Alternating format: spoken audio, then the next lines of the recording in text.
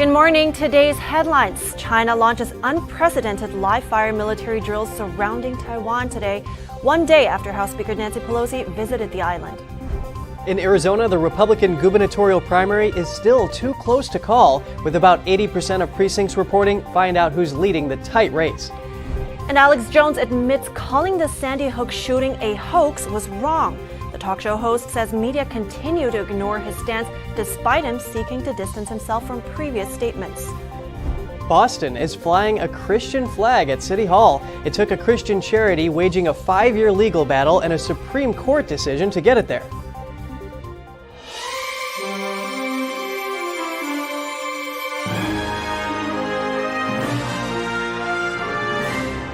Good morning. Welcome to NTD. I'm Kevin Hogan. Good morning, and I'm Evelyn Lee. It's good to have you with us.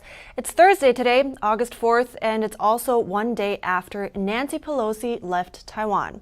And China begins its military exercises today. It includes live firing on the waters and airspace surrounding the island of Taiwan. China's Ministry of Defense says the operations are to counter Pelosi's visit to Taiwan. The drills spread out across 6 locations directly encircling the island. China says the drills will end this Sunday. Chinese Navy ships and military aircraft briefly crossed the Taiwan Strait median line several times Thursday morning. By midday Thursday, military vessels from both sides remained in the area and in close proximity. Taiwan officials say the drills violate United Nations rules, invade Taiwan's territorial space, and are a direct challenge to free air and sea navigation. Taiwan says it will strengthen self-defense capabilities, closely coordinating with the United States and other like-minded countries.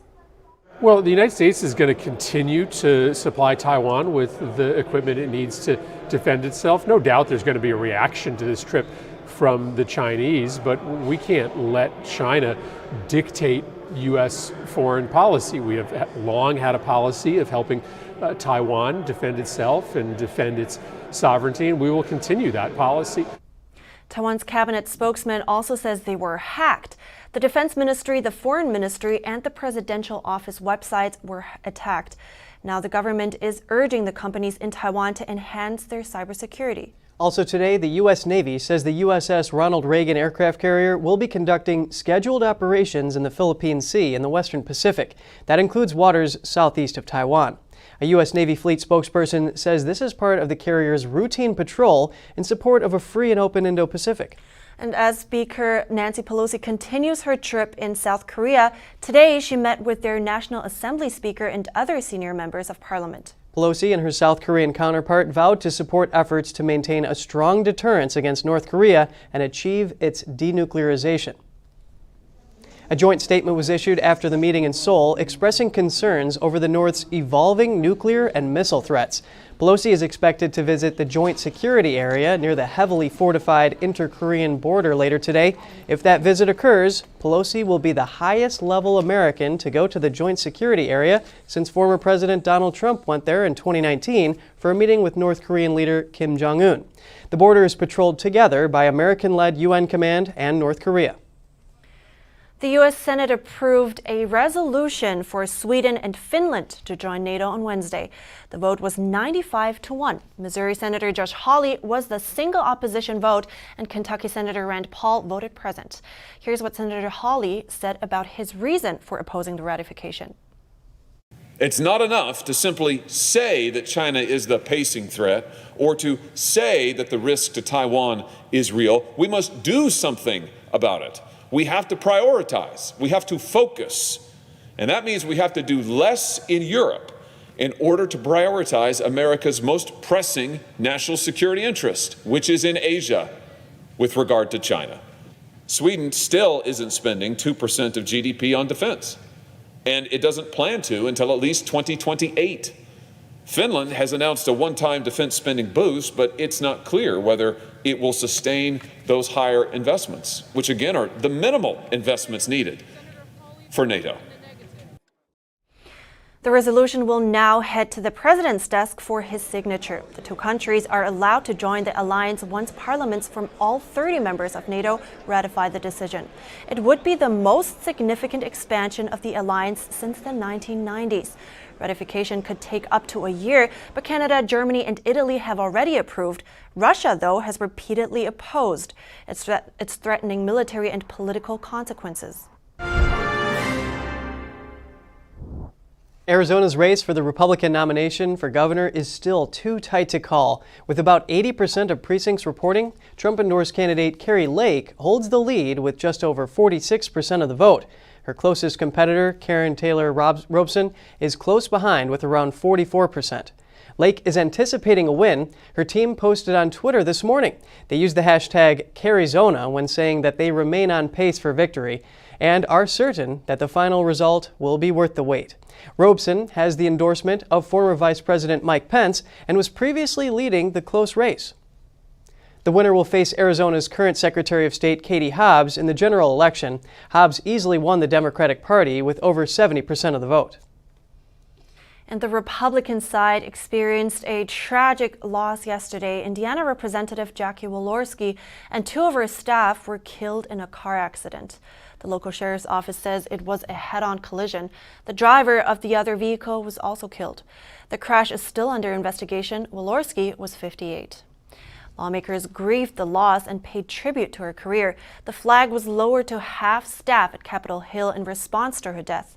President Biden issued a statement crediting Walorski for her years of public service, saying even though they may have disagreed on many issues, she was respected by members of both parties for her work.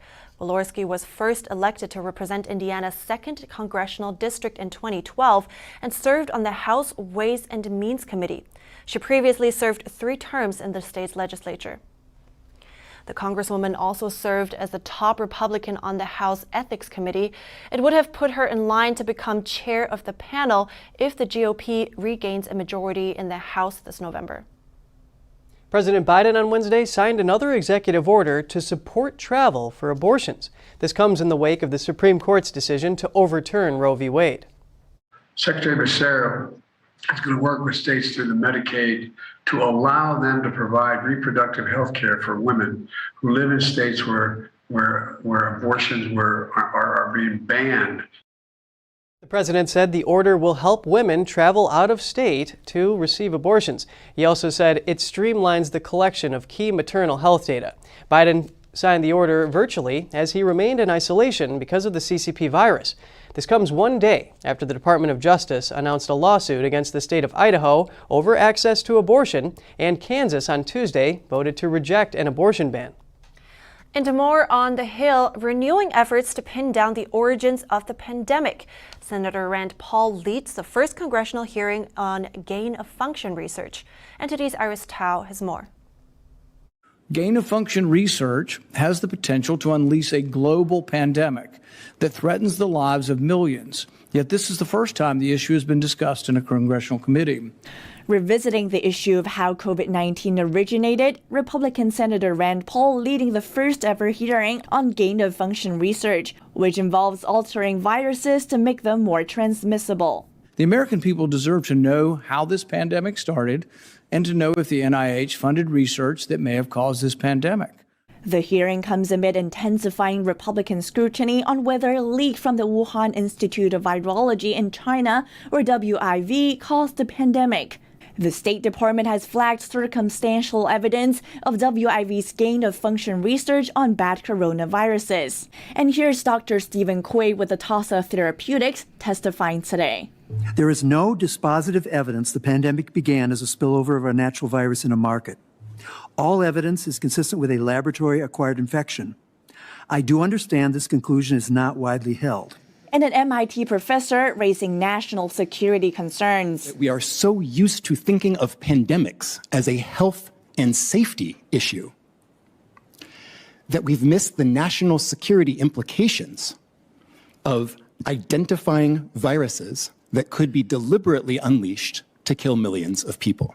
But another major concern focuses on whether the National Institutes of Health funded gain-of-function research at the Wuhan facility, an allegation that NIH leadership had denied. The NIH has not ever and does not now fund gain-of-function research in the Wuhan Institute of Virology. Do they fund Dr. Barrick? The molecular biologist Dr. Richard E. Bright accuses Dr. Anthony Fauci of lying about NIH's funding ties. The statements made on repeated occasions to the public, to the press, and to policymakers by the NIAID director, Dr. Fauci, have been untruthful. I do not understand why those statements are being made because they are demonstrably false. And experts, while urging more U.S. oversight on such research and on the funding that goes with it, also call for more attention on China's behaviors. Are you concerned with the continuation and expansion of Chinese gain-of-function research? They were doing synthetic biology on a cloning vector of the Nipah virus, which is 60% lethal. We just experienced a 1% lethal virus. Reporting in Washington, D.C., Iris Tao, NTD News. It took a Christian charity 5 years and a lengthy legal battle. Now they're able to fly a Christian flag on the Boston City Hall flagpole. They did it yesterday after the Supreme Court ruled in their favor and Boston updated its flag policy. NTD's Jeremy Sandberg has the details. A Christian charity known as Camp Constitution flew a Christian flag on the Boston City Hall flagpole for the first time after being denied by the city in 2017. After a 5-year legal battle, the Supreme Court ruled unanimously in May that the city of Boston violated the Constitution by refusing to fly the Christian flag while granting permission to secular flags. For 12 years, there were 284 applications, not a single denial, virtually no review, and the only reason why Camp Constitution's request to fly this flag was denied was not because of the flag itself. The symbol itself could have flown. It was Hal's shirtless view of that flag. It was because of one word in the application, the word Christian, that preceded the word flag. Hal Shurtleff, the director and co-founder of Camp Constitution, spoke at the flag-raising ceremony on Wednesday. We're so pleased for this day. Back in 17, we wanted to have a simple ceremony to commemorate the Constitution Day and Boston's rich Christian history. But I do want to give the glory to God because God's hand was in this from the very beginning. Around 200 people attended the flag-raising ceremony. One of the speakers was Harry Mahet from Liberty Counsel, the organization that represented Camp Constitution in the lawsuits. Having grown up in a communist country, in communist Romania, having witnessed a government that was determined to stamp out religious expression from the public square at all costs, my friends, I have to tell you that we need to do anything and everything in our power to make sure that free speech and free exercise of religion always remain free and protected in this great land of ours. Boston updated its flag-raising policy on Tuesday following the Supreme Court decision. They now say that a city council resolution or mayoral proclamation will be required for a flag to be raised, and that the city will comply with the Supreme Court decision. Jeremy Sandberg, NTD News. Oppressive heat is moving in on top of mass destruction in Kentucky. People there on the front lines trying to cope with the recent disaster are facing searing temperatures that feel like more than 100 degrees. People are helping each other, though, by delivering food, water, and necessities. Mass devastation for miles across multiple Kentucky counties, revealing itself as unprecedented floodwaters recede nearly a week after violent storms struck the state. What can you do when your little town is, your little city's devastated? I mean, it was like a war zone. The mayor of the hard-hit town of Fleming Neon describes the aftermath she witnessed alongside the police chief. When I was getting in my car, he said, "It's not pretty. I just want you to be prepared." And I said, okay. Well, I wasn't prepared. Kentucky's governor is sounding the alarm on the potentially life-threatening temperatures they're now facing, but stresses response teams will not be deterred. About every 2 miles, there's another place distributing water that people are pulling through, putting supplies in their car. Help has truly shown up, and it's real special to see. As help pours in, the governor says more than 400 people with nothing left are now living in shelters. That is only a fraction of the overall number of displaced people. Most are with friends or with family because that's what we do as Kentuckians. We're not victims here. We're survivors. Residents in Northern California who evacuated over the weekend are now learning they won't have homes to return to. The fire burning near Oregon border has claimed at least 4 lives and destroyed more than 100 homes, sheds, and other buildings, as well as the town of Klamath River. And it was devastating. I didn't think I'd get emotional. I don't get emotional about stuff, and it's material things, you know. But when you hear my next door neighbors died, Chuck and his wife, they couldn't get out because they always locked their gate, and he couldn't get out. And then my other neighbor died, Uncle Johnny, and this is within less than half a mile. The ash and the smoke was so thick that you couldn't hardly breathe. I have severe lung issues, COPD. I'm on oxygen at night, and it was a trial and an effort to pack up on Sunday. I was not in an immediate evacuation zone, but I needed to get out of there just to be able to breathe. The McKinney fire near the Oregon border was 10% contained as of Wednesday night. Firefighters expected Thursday to fully surround a 1,000-acre spot fire on the northern edge of the McKinney fire. Officials say about 1,300 residents remain under evacuation orders. And still to come, talk show host Alex Jones admits that branding the Sandy Hook shooting as a staged hoax was wrong. He says despite seeking to distance himself from his previous statements, the media continues to ignore his stance. And housing prices still growing, but many wondering if there will be a bad awakening and a market crash. We speak to an expert right after the break.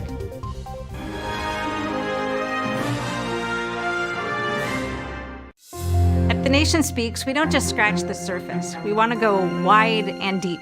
Our viewers come away with a much richer understanding of the issues of the day. We really make a big effort to bring on different voices onto the show. We don't just talk to experts and newsmakers, which of course are extremely important, but we also want to hear from the American people. So the people who are impacted by the policies and issues that we're talking about, because what they have to say is just as important to the national conversation.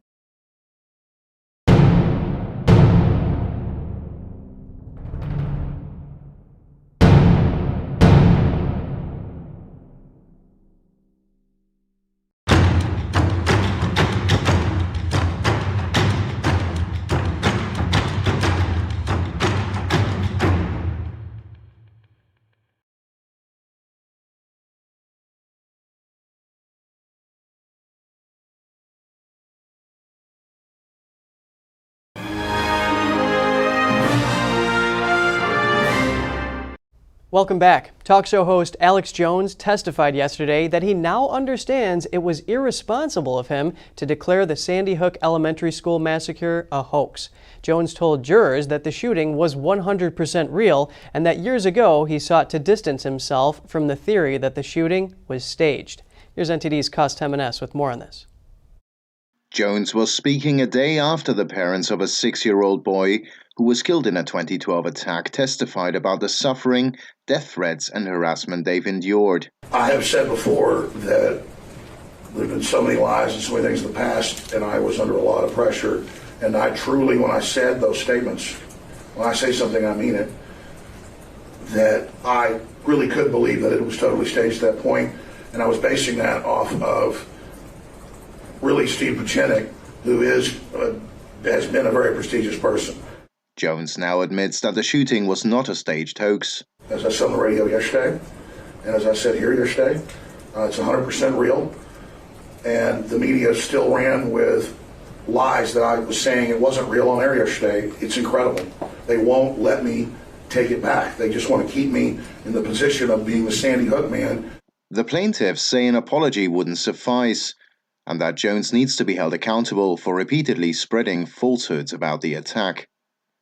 They are seeking at least $150 million in the trial. Testimony in the trial, which is in its second week, concluded around midday Wednesday. Jones's attorney, Andino Reynal, says the plaintiffs didn't prove that his client's actions and words caused actual harm to Heslin and Lewis. He added it's fair to infer that someone else weaponized what Jones has said about Sandy Hook and convinced them that Alex Jones was responsible for their grief. Jones was the only person who testified in his own defense. Deliberations will resume Thursday as the jury decides on the amount of money to award the plaintiffs. They must then decide if Jones must also pay punitive damages. Cost Jimenez, NTD News. Housing prices are still climbing, but slowing at a record pace. That's according to Black Knight. At the same time, Redfin reports that areas where prices soared during the pandemic are most vulnerable to downturn. Those are also the areas where people relocated to the most, like Boise, Phoenix, or Tampa. So what's next? I spoke to an expert to find out.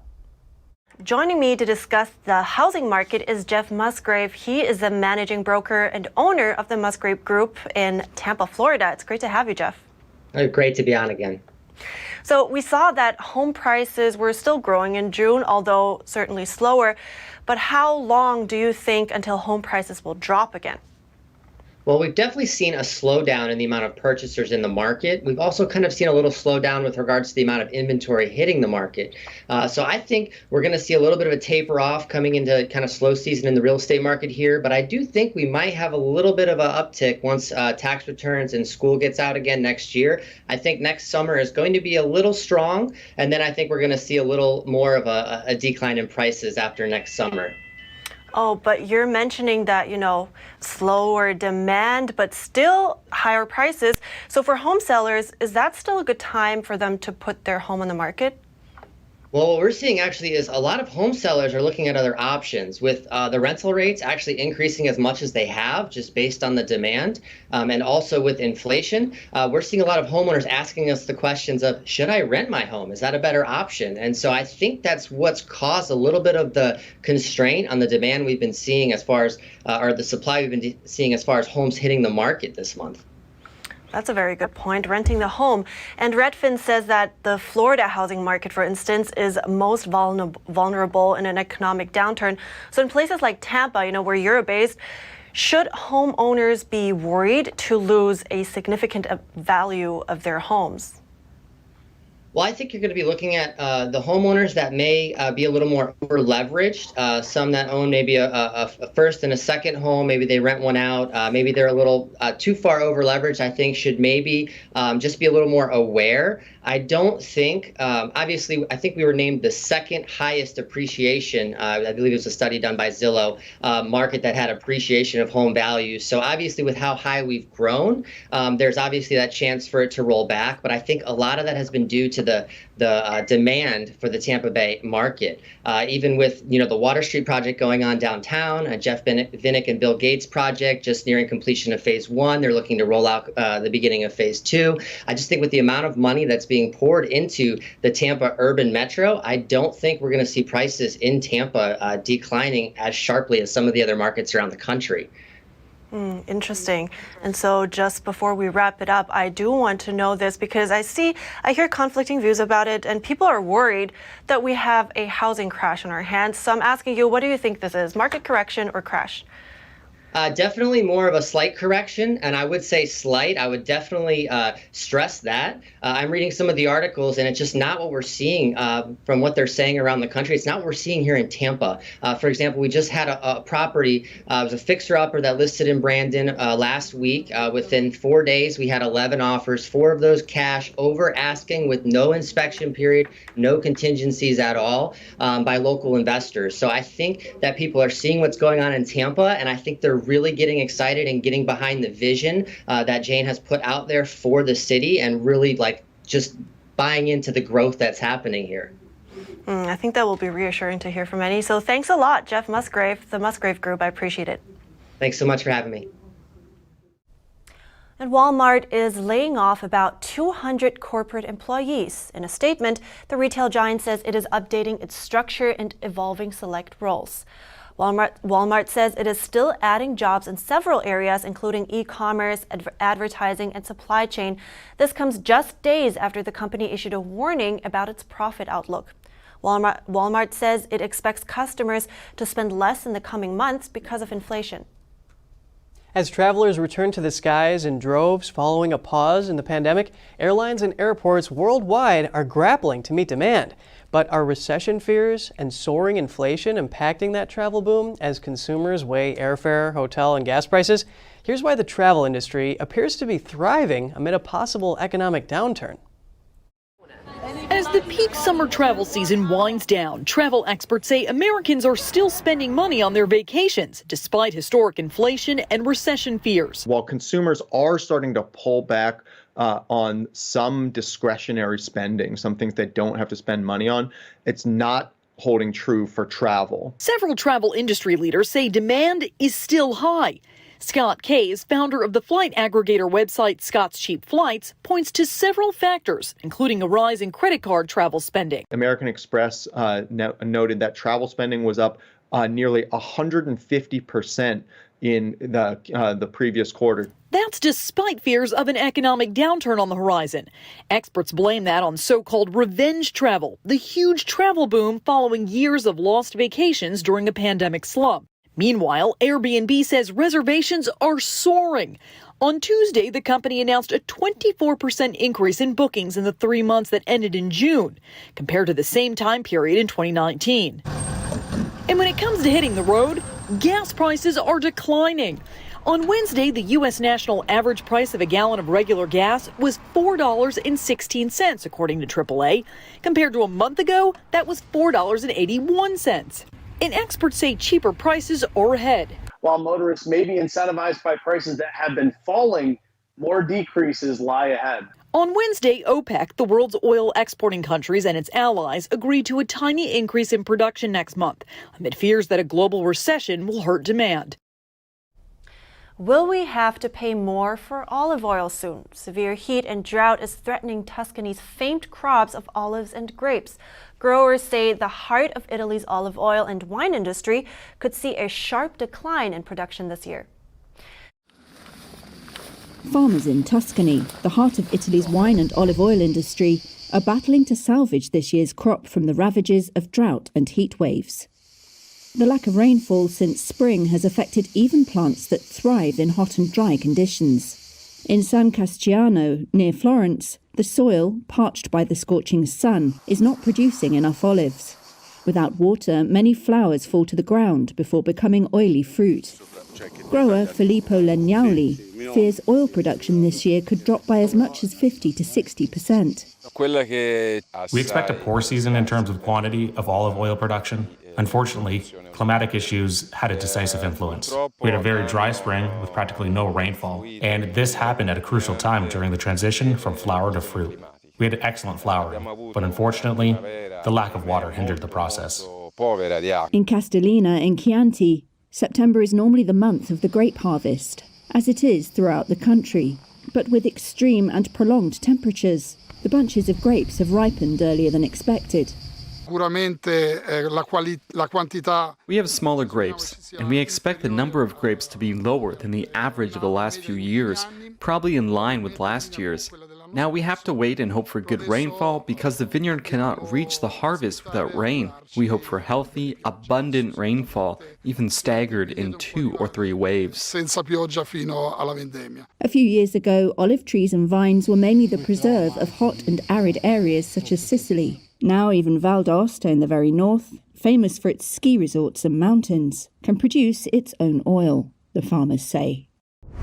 And coming up, NASA introduces its plan for getting back to the moon. The agency says its ultimate goal is sending people to Mars. And police are trailing a suspect on the 65 Interstate Highway. It is black and white and has been said to be eating the grass. More on that right when we come back.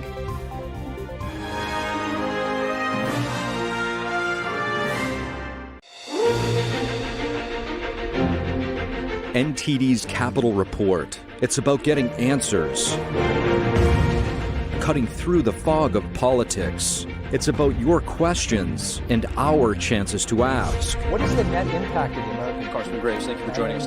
We're speaking to those in power to find out what does this mean for the people. We're here so you are in the know. Navigating a world of economic madness, you need to have the right guide. What do today's decisions mean for your tomorrow? We ask why. What's the alternative? Uncover the deeper reasons and the hidden influences, and highlight the real opportunities for profit. At NTD Business, we connect the dots for you. Good evening. Thanks for joining us. NTD Business. I'm Paul Green.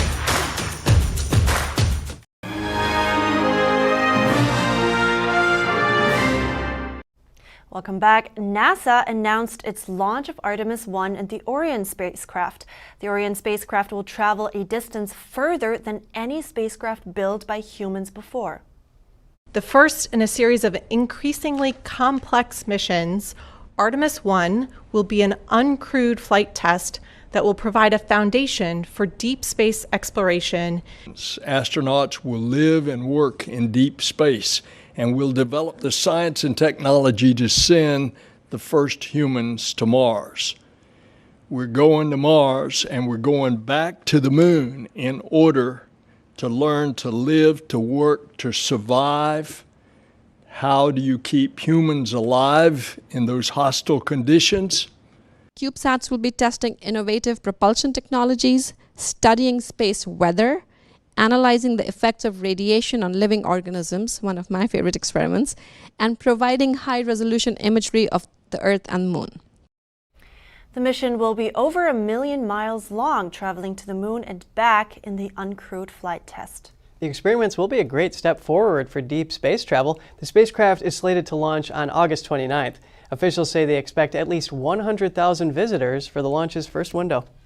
With sold-out hotels, excitement seems to grow by the day. Now, back to the life on Earth, roofers in Kansas did a great job of removing the roof tiles of a house on Monday. But unfortunately for everyone involved, it was the wrong house.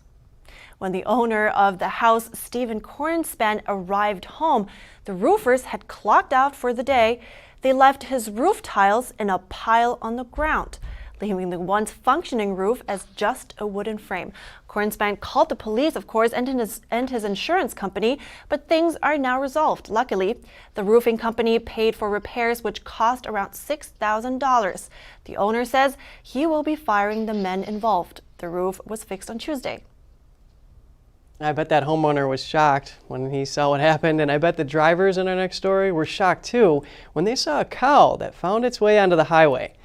A police chase breaks out in Alabama, but it was a very slow chase. A cow cut loose for the day and went for a stroll down the Interstate 65. Highway drivers hadn't planned on attending a rodeo on Wednesday, but that is what they got. Police maintained close control on the cow because a hefty bovine can do serious damage, which means the police really have a stake in getting her home safely. You know, I've been on that highway before, but I've never seen a cow on it. I've never seen a cow. I'm just kidding. I saw a donkey before. Really? Yeah. Anyway, but that's it for today's program. Thanks so much for watching. Have a great day. I'm Evelyn Lee. And I'm Kevin Hogan.